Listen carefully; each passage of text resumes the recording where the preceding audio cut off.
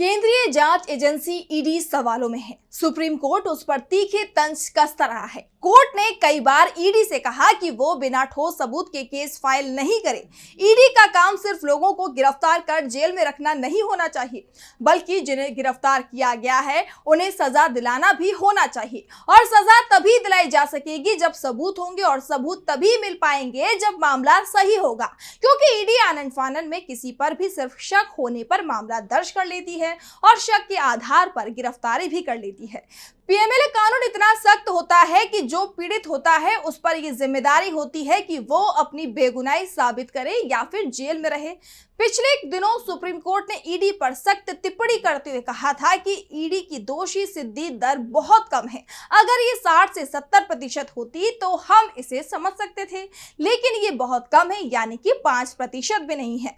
मोदी सरकार ने संसद में इस बात को कबूल भी किया कि केंद्रीय जांच एजेंसी ने जितने लोगों के खिलाफ कार्रवाई की है उसमें 5% लोगों को जो सजा नहीं दिला पाई है। हाँ, लोगों को लंबे समय तक जेल में डाले रखने में उसे जरूर सफलता मिली है, जिसमें अधिकांश लोग बीजेपी के विरोधी दलों से जुड़े हुए थे। लेकिन अब ईडी के डायरेक्टर राहुल नवीन ने विभाग के सभी अधिकारियों से कहा है कि किसी पर भी एफआईआर करने या गिरफ्तार करने के लिए ठोस सबूत हो तभी आगे बढ़ा जाए। ईडी के डायरेक्टर के आदेश के बाद से सत्ता के गलियारों में खलबली मच गई है, क्योंकि अब तक ये सरकार पर आरोप लग रहे थे कि उसके इशारे पर ईडी विपक्ष के नेता को पहले टारगेट करती थी, फिर उस पर कार्रवाई शुरू होती थी, गिरफ्तारी होती थी, इसके बाद सबूतों को इकट्ठा किया जाता था। लेकिन अब ये सब नहीं होगा, तो क्यों अपने ही जाल में फंस गई ईडी, और क्यों ईडी प्रमुख को अपने ही विभागों के अधिकारियों को देनी पड़ रही है कानून के शासन की दुहाई? आज इसी सवाल पर हम अपनी स्पेशल रिपोर्ट में करेंगे बात। नमस्कार, मैं हूं आपके साथ मानसी। प्रवर्तन निदेशालय यानी कि ईडी पर विपक्ष आरोप लगाता रहा है कि उसका नजरिया बीजेपी नेताओं और बीजेपी के विरोधी नेताओं के लिए अलग अलग है। बीजेपी विरोधी दलों से जुड़े नेताओं के खिलाफ छोटे से छोटे मामले, यहां तक कि 10,000 रुपए के घोटाले का भी मामला सामने आता है तो ईडी के छापे शुरू हो जाते हैं। लेकिन मामला बीजेपी से जुड़े नेता या उद्योगपति जो बीजेपी को चंदा देता है उस पर हजारों करोड़ के भ्रष्टाचार के आरोप लगते हैं तो ईडी गहरी नींद में सो जाती है। ईडी की कार्रवाई विपक्ष को ये सवाल उठाने पर मजबूर कर देती है। ईडी की कार्रवाई पर नजर डालें तो हाल ही में उसकी तरफ से आपके राष्ट्रीय संयोजक अरविंद केजरीवाल, झारखंड के सीएम हेमंत सोरेन, आप सांसद संजय सिंह, आप नेता मनीष सिसोदिया को गिरफ्तार किया गया और जेल में भेज दिया गया। बाद में कोर्ट ने इन सभी को जमानत दे दी। इसके अलावा आरजेडी के नेता तेजस्वी यादव, तमिलनाडु के सीएम एम.के. स्टालिन, छत्तीसगढ़ के पूर्व सीएम भूपेश बघेल, राजस्थान के पूर्व सीएम अशोक गहलोत के बेटे वैभव गहलोत, टीएमसी सांसद अभिषेक बनर्जी सहित तमाम विपक्षी नेताओं से ईडी पूछताछ कर चुकी है। इन नेताओं को कभी जांच एजेंसियों की तरफ से समन भेज दिए जाते हैं, लेकिन जो नेता केंद्रीय जांच एजेंसियों का दबाव नहीं झेल पाते या फिर वो बीजेपी में शामिल हो जाते हैं या बीजेपी से गठबंधन कर लेते हैं तो ईडी का नजरिया बदल जाता है। असम के सीएम हिमंता बिस्वा शर्मा जब कांग्रेस में थे तो केंद्रीय जांच एजेंसियों का उन पर शिकंजा कसता दिख रहा था, लेकिन जब वो बीजेपी में शामिल हुए तो तभी से वो राहत महसूस कर रहे हैं। अजीत पवार पर तो पीएम मोदी ही सबसे बड़ा भ्रष्टाचारी होने का आरोप लगा रहे थे, लेकिन एनडीए में आते ही वो सभी आरोपों से बरी होते चले गए। ये हाल ही में पश्चिम बंगाल में विपक्ष के नेता शुभेंदु अधिकारी के साथ हुआ है। टीएमसी में रहते हुए वो जेल में चले गए, लेकिन बीजेपी में आने के बाद उनके खिलाफ चल रहा मामला ठंडे बस्ते में जा चुका है। लेकिन केजरीवाल और हेमंत सोरेन के मामले में जिस तरह से केंद्रीय जांच एजेंसियों पर सुप्रीम कोर्ट ने सख्त टिप्पणी की थी, अब उसका असर दिखाई देने लगा है।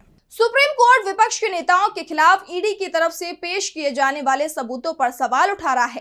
कई बड़े नेताओं के जमानत के बाद ईडी बैकफुट पर दिख रही है और इसे लेकर ईडी ने अपनी नीति में बदलाव कर दिए हैं। कई हाई प्रोफाइल मनी लॉन्ड्रिंग मामलों में जिस तरह से कोर्ट में ईडी की बेइज्जती हुई है, उसके बाद जांच एजेंसियों ने फैसला किया है कि वह केवल आपराधिक साजिश को ही पूर्व अनुमानित अपराध के रूप में नहीं मानेगा, जिसके आधार पर वह ऐसे मामले दर्ज करता है।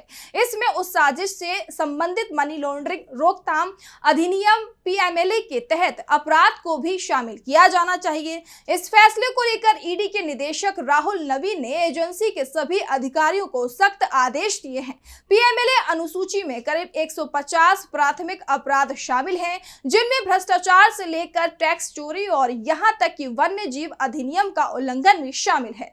ये नया कदम ऐसे मामलों में हाल ही में मिली असफलताओं के बाद उठाया गया है, जिनमें से 2 को सुप्रीम कोर्ट ने खारिज ही कर दिया है। एक कांग्रेस नेता और कर्नाटक के उप मुख्यमंत्री डीके शिव कुमार के खिलाफ और दूसरा एक रिटायर आईएएस अधिकारी के खिलाफ, जिन्होंने कांग्रेस नेता और छत्तीसगढ़ के पूर्व सीएम भूपेश बघेल के अधीन काम किया था। सुप्रीम कोर्ट ने इस साल मार्च में डीके शिव कुमार के खिलाफ ईडी के मामले को खारिज करते हुए इस फैसले का जिक्र किया था। डीके शिव कुमार पर कथित टैक्स चोरी के लिए 2018 में मनी लॉन्ड्रिंग का मामला दर्ज किया गया था और 2019 में गिरफ्तार किया गया था।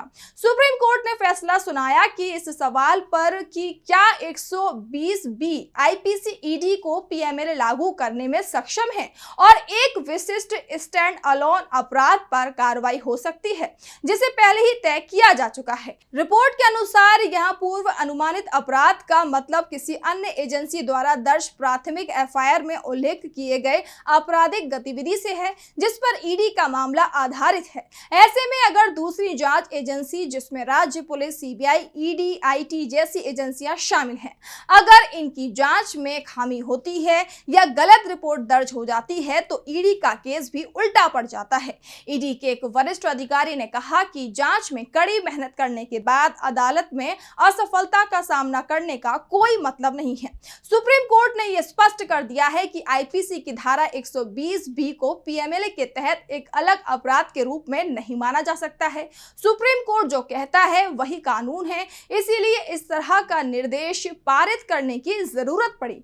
मालूम हो कि पिछले कुछ सालों में ईडी ने कुछ हाई प्रोफाइल मामलों को आगे बढ़ाया है, जहां 120B को छोड़कर कोई अन्य अपराध नहीं था, लेकिन सुप्रीम कोर्ट सहित अदालतों ने बाद में फैसला सुनाया कि धारा 120B को एकमात्र अपराध के रूप में सूचीबद्ध नहीं किया जा सकता है, जिसमें आपराधिक साजिश से संबंधित अपराध भी होना चाहिए, जो पीएमएलए के दायरे में आता है। साफ है, सुप्रीम कोर्ट की सख्ती का असर अब दिखाई देने लगा है, लेकिन इससे बीजेपी के अंदर खलबली मच गई है। सत्ता गलियारों में चर्चा शुरू हो गई है कि अगर ईडी की तरफ से जो नियम बनाया गया है, कार्रवाई उसी के आधार पर होगी तो विपक्षी दलों में केंद्रीय जांच एजेंसियों को लेकर जो डर है वो खत्म हो जाएगा। और अगर ऐसा होता है तो विपक्षी नेता जो इस समय वैसे ही बीजेपी पर भारी पड़ते दिखाई दे रहे हैं, वो खुलकर बीजेपी की नीतियों को लेकर उसकी घेराबंदी शुरू कर देंगे।